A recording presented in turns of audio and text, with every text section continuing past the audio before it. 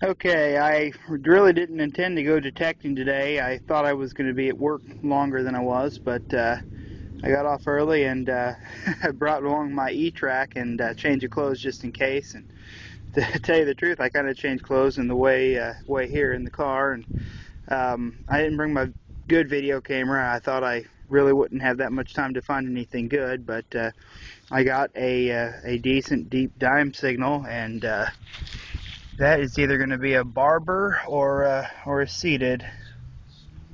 I'm guessing barber. Yep, it's a barber dime. 1907. It's in fairly good shape.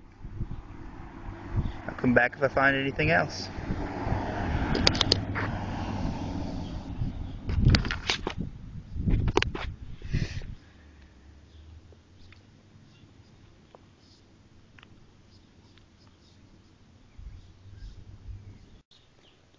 Well, that'll teach me not to bring the good camera out.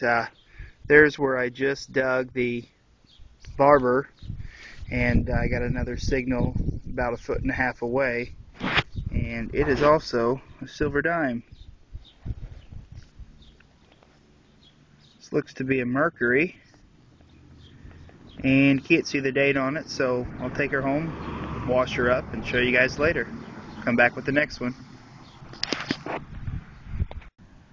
Well, it's a beautiful sunny February morning, and again, I apologize for not bringing my video camera. Left it with my wife.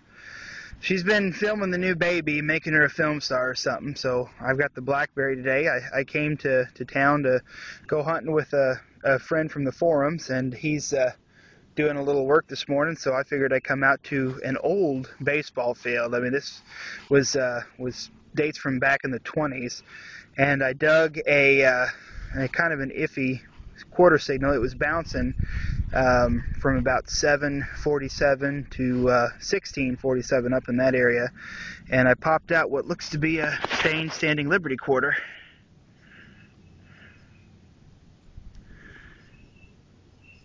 Yep, that's what it is. Be careful. Can't read the date on it, and can't tell if it's a type 1 or 2. I'll have to get it home and clean it up. Show you later. Alright, on the board today.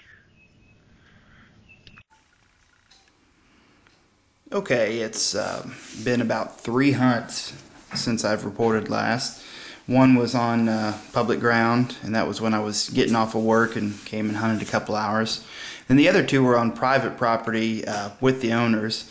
One, I went out with a friend from the forums here, and he had some property that he owned, and we hit it with our E-Tracs. And then the other was a friend of mine. We were at his house for a birthday party, and I mentioned metal detecting. He's like, well, my house is pretty old. Why don't you poke around? And sure enough, I had my E-Trac in the car.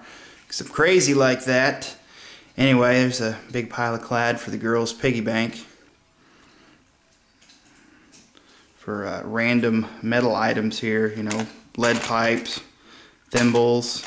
This I picked up off the surface. 1906, says Buffalo Pottery. Same thing with the marbles, they were from the surface. This button, I'm not a button guy. I don't know anything about buttons. Could someone out there tell me, is this a military button maybe? It's got the Federal Eagle on it. Looks like a big button, like it would have gone on an overcoat or something like that. Oh, other smaller buttons. This is pretty neat. This is a ID badge. It says always the best for every guest, Albert Pick Hotels. Then on the back, it's kind of corroded, but it says if found, please deposit in any mailbox, postage will be paid. And then it's got the name of the hotel down at the bottom, but it's a little corroded. I've got to clean it up a bit. But you know, some other metal stuff, a junk ring, old Mustang key. That's pretty neat. I found a token from a coin game. It's got President Zachary Taylor on it, and it says Shrell's President Coin Game.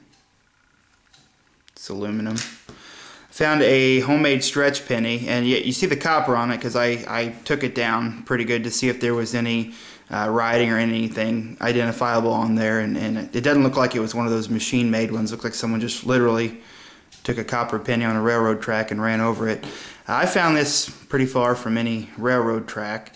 An old site too, like it wasn't occupied after the 50s, so imagine someone made him a stretch penny and went out to this place. Wheats, I found 14 of them. Nothing too spectacular. There's a couple in the 20s. For the silver, I found 5 silver dimes, a Barber, 3 Mercs, and a Roosevelt. This Roosevelt's kind of neat. It's got a little bit of rainbow toning on it, as you can see. I've never really dug a coin with rainbow toning, but this one had some. It's a common date though, nothing real special there. And then the other 2 silver are quarters. This one's a Standing Liberty quarter with that ugly black soil stain on it, but it's a 1925. It's got a date. I don't know how to clean this off. I've tried all my tricks and none of them worked. If anybody out there has any tips, I'd be happy to hear them. I mean, I know generally don't like to clean coins, but the 25P, you know, it's a common date Standing Liberty, and improved the presentation a bit. And same thing with this one. As you can see, there's a seated lady on there, 1876 quarter, no mint mark, so Philadelphia. And I tell you, when I first dug this out, I thought I had a token at first. It was completely black. I could not see any detail on the front, and I could not see any detail on the back. I took it to the truck and cleaned it with a little water. Took it back still thinking it was a token. Did a little scratch on it like that and saw the quarter DOL on the bottom and thought, my goodness, that's a seated. So I took it home and I worked with it and man, I cannot get that black corrosion to come off. It took me probably 2 hours of applying some baking soda on it just to get to the date. I couldn't even see the date on it at first. So I've taken it to the coin guy here in town, and he's kind of befuddled too on what we can do to polish that up. But oh well, my first seated, and it has to be all cruddy. I'm not complaining though, it's always cool to find a seated. But anyway, that's my haul from the last 3 hunts, and it's really nice this week, but I'm home with the baby before we take her to daycare next week. So unfortunately, out of action for a little bit, but I'll come back with the next hunts. Thanks for watching.